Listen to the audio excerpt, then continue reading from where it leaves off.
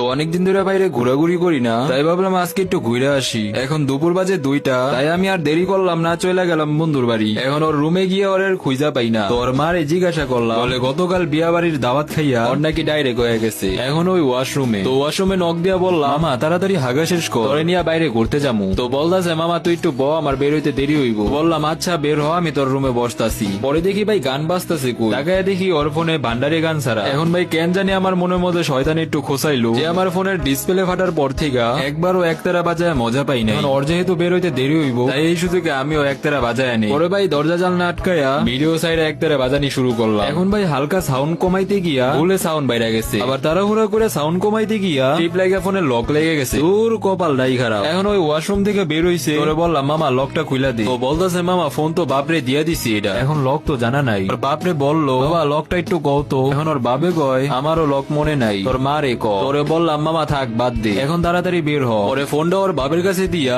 গেলাম ঘুরতে। এখন ভাই সারাদিন ঘোরাঘুরি কইরা সন্ধ্যার সময় এসে দেখি ওর বাসায় অনেক গ্যাঞ্জাম চলতেছে। ওর বাপে ওর মায়ের পা ধরে কান্দাছে আর বলতেছে, প্লিজ আমারে ছেড়ে যায়ও না। তোর মা বলতেছে, যাবো না তুই কি করবো, বয়স হয়ে গেছে, দাড়ি পাইকে গেছে, এখনো এগুলা দেখো, আর এই কারণেই তুমি পারো না। আর কো ভান্ডারি গান শুনো তুমি। এখন ভাই ওর বাপ মায়ের কাহিনী দেখে আমারই কষ্ট লাগতেছে, মন চাইতেছে ওর বাপরে সান্ত্বনা দিতে, কিন্তু কি সান্ত্বনা দিমু ভাই, কাহিনীটা তো আমার লিগেই ঘটছে।